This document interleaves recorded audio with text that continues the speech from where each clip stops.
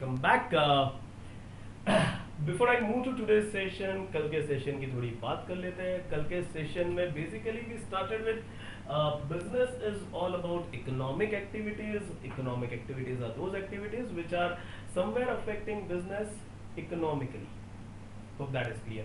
Further, we decided and discussed that economic activities will only result into two outcomes. There is no third outcome. First is outflow of economic resources, or you can say money, or you can say money's worth. And second is inflow of economic resources, or you can say money or money's worth. That outflow is basically termed as expense, or you can say payment. That inflow is termed as receipt. तुरंत इसके बाद हमने कुछ स्किट्स देखे और फिर भी हमने कंक्लूड किया what is definition of expense, जिसमें हमने देखा एक्सपेंस इज अमाउंट स्पेंड. आप अमाउंट स्पेंड के बजाय आउटफ्लो ऑफ इकोनॉमिक रिसोर्सेज भी यूज कर सकते हो. So basically, going with a very basic definition, it says it's what is an expense? It's an amount spent by the business. That is very important, because if I spend, remember I am not business. Me and business are different. So amount spent by the business, either for acquiring goods, or for acquiring assets, or for seeking of services for the purpose of business, is termed as expense. अब जैसे ही definition समझ ली, अब चलते हैं classification पर कि कितने types के एक्सपेंस होते हैं. तो basically if you can understand, I will divide my expense chart into two parts, one to my left and one to my right. To my left, the first classification of expense is something called as revenue expense. Now this word revenue expense, what does this mean? ये दूसरा और जो तीसरा आने वाला है उस पर हम अभी बात ही नहीं करेंगे, हम सिर्फ इस टर्म पर बात करेंगे आज. What do you understand by revenue expense? तो आंसर इज, अगर पॉइंटर से समझे तो revenue expense, it will result into outflow of economic resources. But revenue expense is a day to day routine business related expense. Basically, it is a day to day routine business related expense. यानी what do I mean by day to day? What do I mean by routine? Routine का मतलब क्या होता है? Routine यानी जो regular basis पर होता है. जैसे सुबह उठना, ब्रश करना, ब्रश करने के बाद मे भी मोबाइल चेक करना, या मे भी अदर वे राउंड, पहले सुबह उठना, मोबाइल चेक करना, फिर ब्रश करना, फिर नाश्ता करना, फिर जैसे ही ये सब किया 9 बज गए, लेक्चर देखना, लेक्चर देखने के बाद फ्रेंड्स के साथ डिस्कस करना कैसा रहा लेक्चर, उसके बाद शायद होमवर्क करना, उसके बाद खाना खाना, उसके बाद देन मे बी लेक्चर्स, दूसरे लेक्चर देखना, फिर होमवर्क करना, फिर शाम को थोड़ा दोस्तों के साथ टहलना, फिर खाना खाना, फिर मे बी नेटफ्लिक्स का एक आध सीरीज देखना या सो जाना. This becomes our routine, which we are doing on day-to-day basis. So on the same line, वो खर्चे जो बिजनेस के रूटीन में आते हैं, जो बिजनेस के डे टू डे बेसिस पर होते हैं. Day to day doesn't mean every day. Day to day यानी वो जो रेगुलर बेसिस पर बिजनेस में होते हैं. Hope that is clear. उन एक्सपेंसेस को रेवेन्यू एक्सपेंस कहेंगे? नहीं. There are other characteristics also. This is one of the characteristics. कि revenue expense are those expenses which are day to day routine business related expense. Number one. Number two, they are recurring in nature. They are recurring in nature. Recurring का मतलब क्या होता है? Recurring, यानी ये वो खर्चे हैं जो बार बार होते हैं. They recur again and again. सवाल उठता है why they are recurring in nature, तो उसका आंसर है they are recurring in nature because they have short term benefit. They have short term benefit. Expense के बारे में एक बात याद रखना, कोई भी एक्सपेंस हो, चाहे लेफ्ट वाला हो, राइट वाला हो या सेंटर वाला हो. क्यों लेफ्ट राइट सेंटर बोलो? क्योंकि अभी तक मैंने नाम नहीं बताए सारे. कोई भी एक्सपेंस हो, remember every expense has one inherent characteristic in it. And what is that characteristic? That characteristic is benefit. Her expense में एक बेनिफिट छुपा होता है, that's why we incur that expense. जैसे ये पेन खरीदा तो एक्सपेंस है हमारे लिए, मगर उसमें एक बेनिफिट है. क्या बेनिफिट है? We can write. जैसे ये बोर्ड है, इसको खरीदा तो ये भी एक एक्सपेंस है, मगर इसमें भी एक बेनिफिट है छुपा हुआ, इनहेरेंट बेनिफिट. क्या? कि इस पर हम लिख सकते हैं. ये जो फोन जिसके माध्यम से मैं ये रिकॉर्डिंग कर रहा हूं, इफ यू कैन अंडरस्टैंड, ये फोन का भी एक बेनिफिट है. बात कर सकते हैं, रिकॉर्ड कर सकते हैं, लिख सकते हैं, ईमेल कर सकते हैं, बहुत सारे बेनिफिट्स हैं. घर खरीदा, वो भी एक एक्सपेंस है, वो घर का भी एक बेनिफिट है, हम उसमें रह सकते हैं. गाड़ी खरीदी, वो भी एक एक्सपेंस है, उसका भी एक बेनिफिट है. I can, if you can understand, travel easily, comfortably.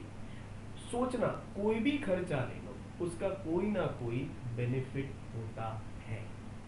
अब वो बेनिफिट या तो कम समय के लिए होगा या तो ज्यादा समय के लिए होगा. ये जो रेवेन्यू एक्सपेंस है, they are day to day routine business expense.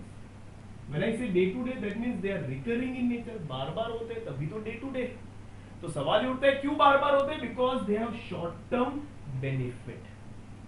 Now as I told you, benefit हर एक्सपेंस में, मगर ये वो वाला खर्चा है जिसका बेनिफिट शॉर्ट टर्म है. अब सवाल ये उठता है, sir what is short term? Simple. तो short term is, that is, it gets exhausted within one financial year. FY is financial year. Short term बोले तो it gets exhausted within one financial year. यानी ये जो भी खर्चा इस particular category में आएगा, वो खर्चा एक साल मैक्सिमम, उसका बेनिफिट का कितना होगा? एक साल का मैक्सिमम की मैं बात कर रहा हूं. कुछ ऐसे भी खर्चे होंगे जिसका बेनिफिट शायद एक घंटे का होगा, एक दिन का होगा, एक वीक का होगा, एक महीने का होगा, but maximum that this expense will have benefit, and that benefit will not be more than one financial year. यानी जिस दिन वो खर्चा करूंगा, वहां से एक साल के लिए मैक्सिमम इन खर्चों का बेनिफिट होगा. मैक्सिमम की बात कर रहा हूं. It can be less than that, it cannot be more than that. And क्योंकि इसका benefit एक साल से कम का है, that's why if you can understand, they are recurring in nature. उनको आपको बार बार करना पड़ता है. Hope things are clear. Now moving further, they have short term benefits. ठीक है. अब बहुत सिंपल सी बात कहता हूँ. Say for example this pen. ठीक है.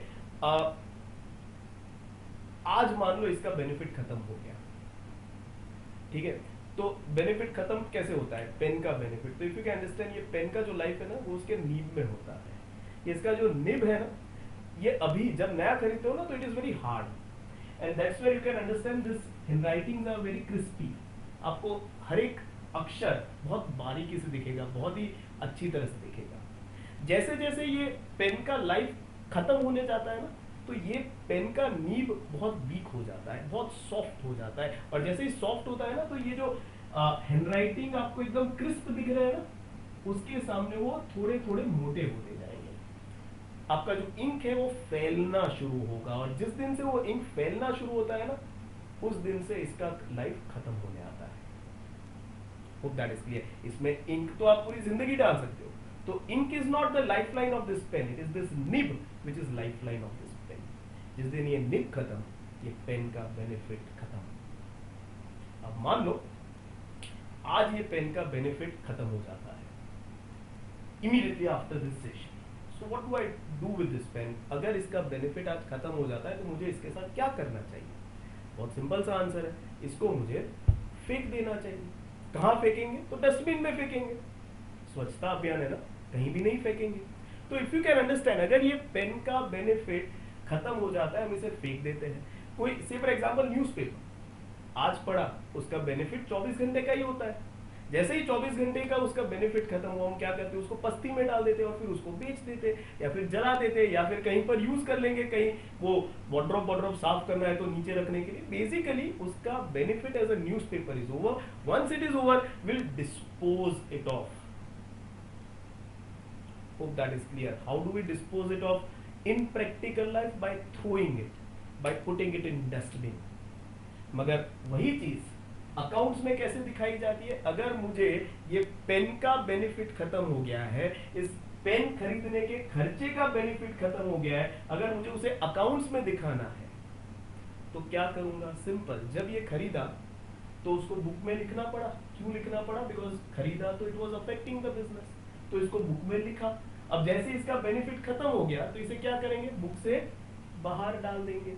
और बुक से बाहर डालने को अकाउंटिंग की भाषा में कहते हैं राइट ऑफ करना। क्या कहते हैं? राइट ऑफ करना। पहली बार नहीं सुना है? Bad debts, if you can remember, when a debtor defaults either in full or in part, such debtors are return off from the books, book से बाहर कर देते हैं। तो उसी तरह से जो भी खर्चा हुआ जिसका बेनिफिट खत्म हो गया, एग्जॉस्ट हो गया, उसे बुक से बाहर करेंगे। और बुक से बाहर करने के लिए हम कहां उसे डालेंगे? तो on the board everyone, eight the end of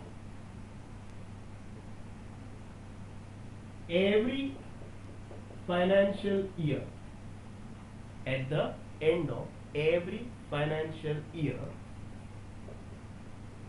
those revenue expenses whose benefit has exhausted, if you can understand, at the end of every financial year, those revenue expenses whose benefit has exhausted are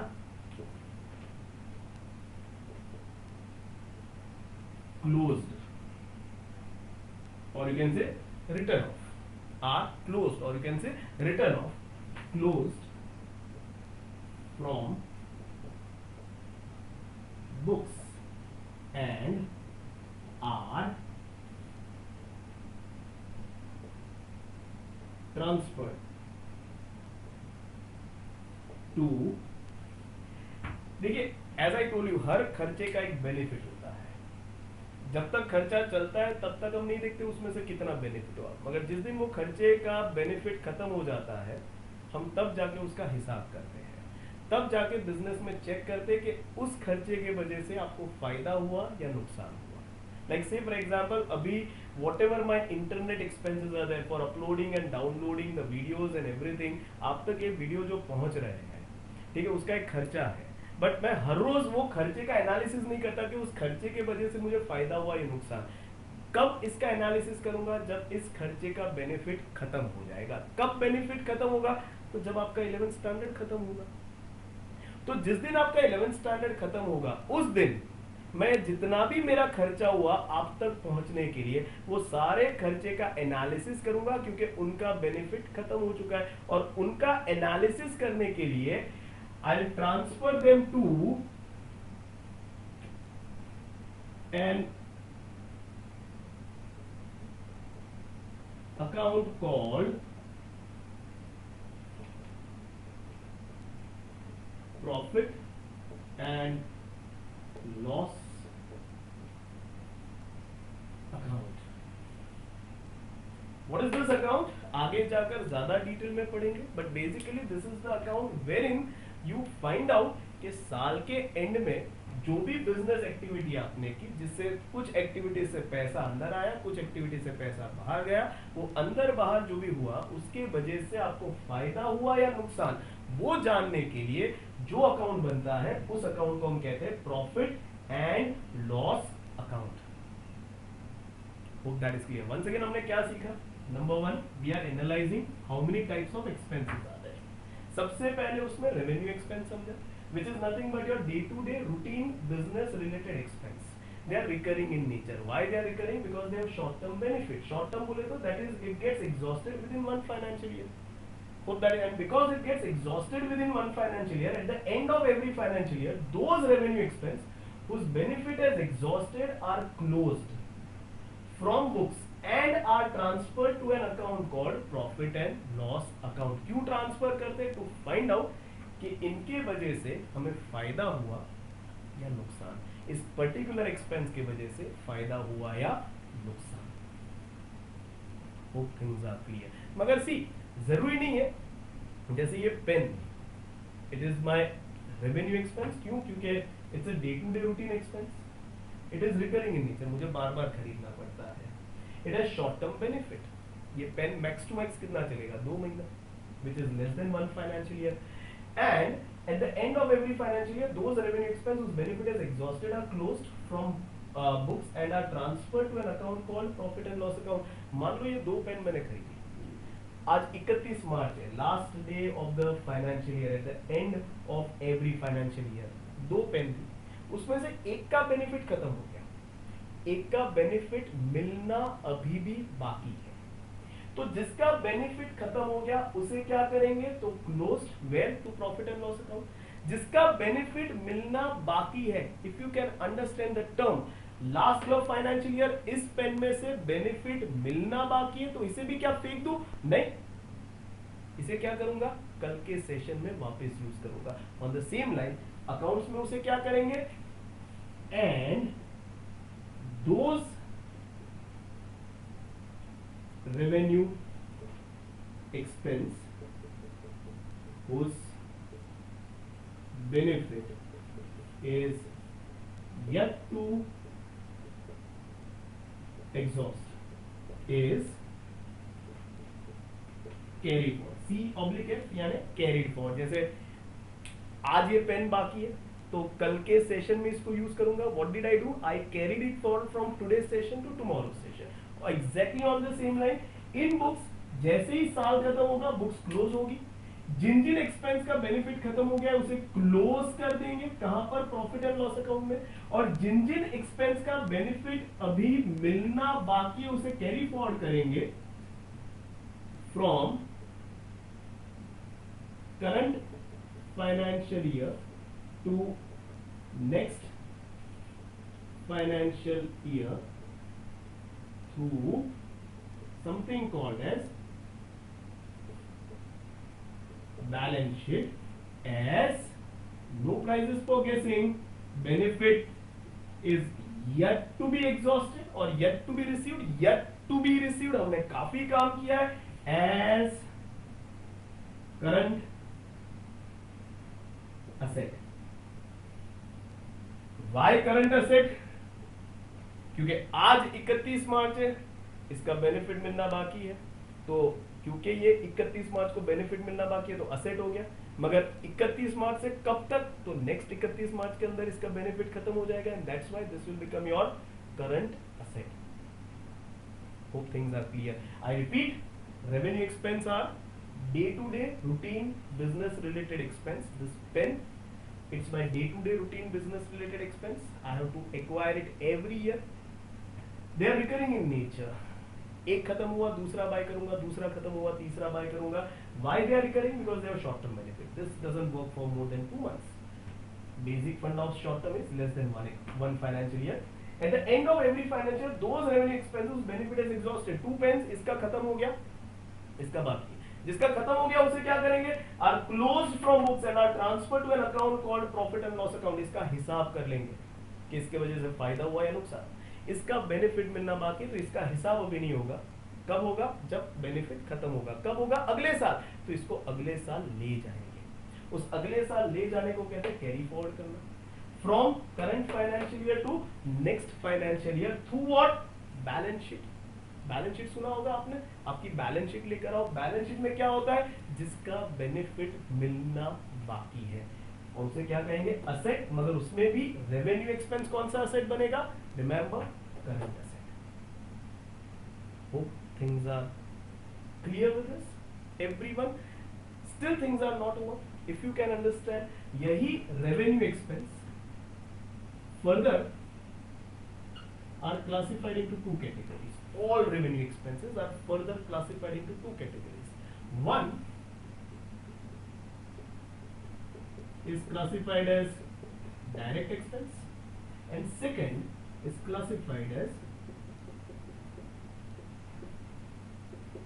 indirect expense. What is direct expense? What is indirect expense? सुनना अच्छी तरह से.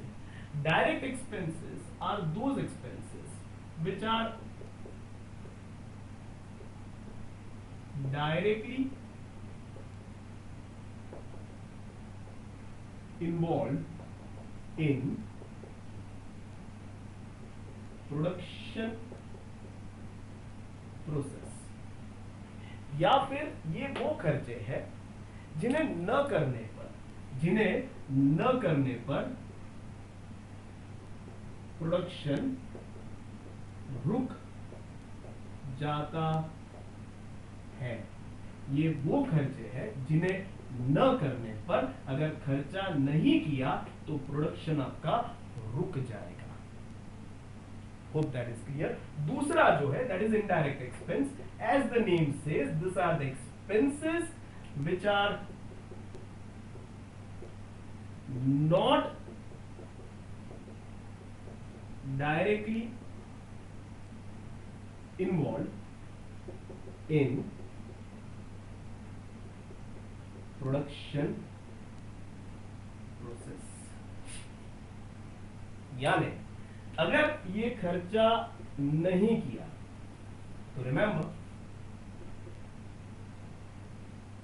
Production को कोई फर्क नहीं पड़ता. यानी ये खर्चा नहीं भी किया तो प्रोडक्शन प्रोसेस को कोई फर्क, I am repeating, production process को कोई फर्क, बिजनेस को पड़ेगा, ओवरऑल बिजनेस को पड़ेगा, मगर प्रोडक्शन को कोई फर्क नहीं पड़ेगा. ऐसे एक्सपेंस को कहेंगे हम indirect expense. Once again quickly पूरा रिकैप दे देता हूं. What are we studying? We are studying one of the type of expense जिसको हमने सबसे पहले शुरू किया, revenue expense. What is revenue expense? Those expenses which are from your day to day routine business related activities. Business related होना बहुत जरूरी है क्योंकि अगर बिजनेस रिलेटेड ही नहीं है तो यहां आएगा ही नहीं. दूसरा, they are recurring in nature, बार बार करना पड़ता है. तीसरा, क्यों बार बार करना पड़ता है? Because they have short term benefit. Short term बोले तो it gets exhausted with in one financial year. हर एक्सपेंस का एक कैरेक्टरिस्टिक होता है बेनिफिट. किसी का कम होता है, किसी का ज्यादा होता है, इनके कम होते हैं. मगर कम का डेफिनेशन क्या? एक साल के अंदर बेनिफिट खत्म हो जाता है. एक is maximum, minimum can be also 1 hour. क्योंकि इसका बेनिफिट खत्म होता है तो अकाउंटिंग में क्या करते हैं हम? तो एक बार जब एक्सपेंस किया तो बुक में लिख लेंगे, फिर जैसे ही साल खत्म हुआ बुक क्लोज करनी है तो एनालिसिस करेंगे. जो revenue expense eight the end of every financial year, those revenue expenses benefit is exhausted, if you can remember, खत्म हो गया तो इसे क्या करेंगे? फेंक देंगे बुक में. उस फेंकने को क्या कहते हैं? Are close from books and are transfer to an account called profit and loss. फेंकने से पहले एनालिसिस कर लेंगे कि इसके वजह से फायदा हुआ या नुकसान, वो समझने के लिए they are transfer to an account called profit and loss account. और जो एक्सपेंस का बेनिफिट अभी भी बाकी है उसको फेंकेंगे नहीं, उसको अगले साल ले जाएंगे. उसका एनालिसिस अभी नहीं करेंगे. कब करेंगे? जब उसका बेनिफिट खत्म हो गया.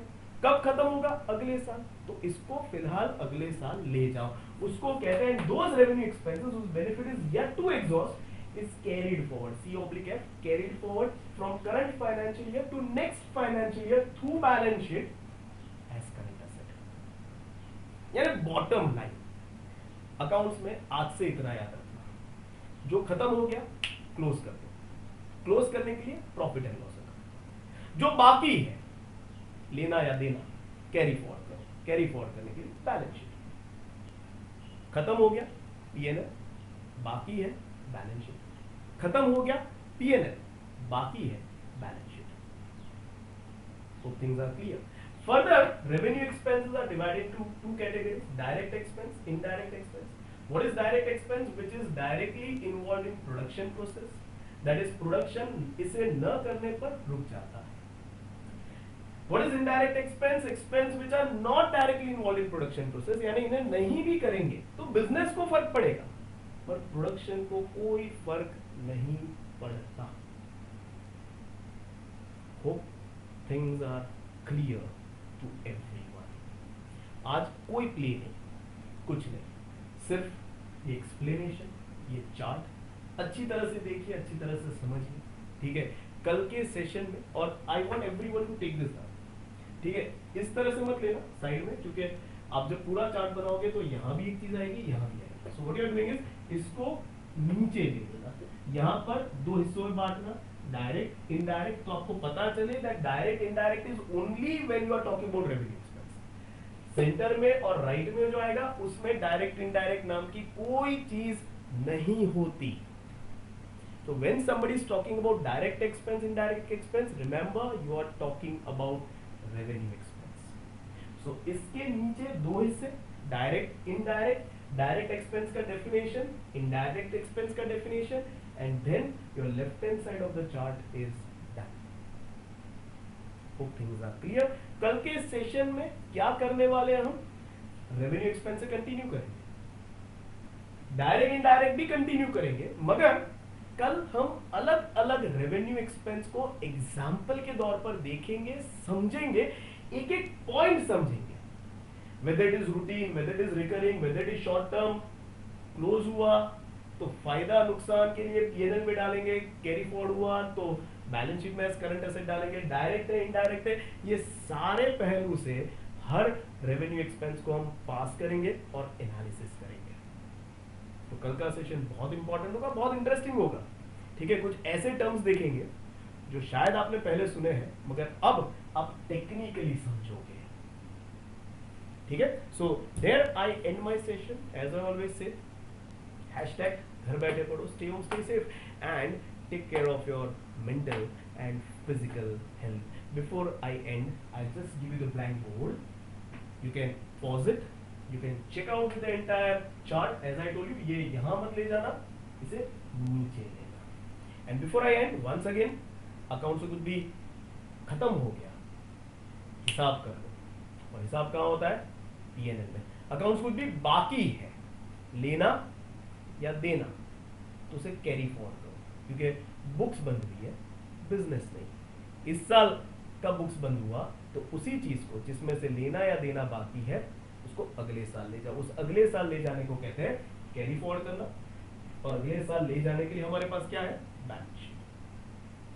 कैरी फॉरवर्ड करने के लिए बैलेंस शीट, क्लोज करने के लिए profit and loss account. Hope things are clear till here. That's it for the day.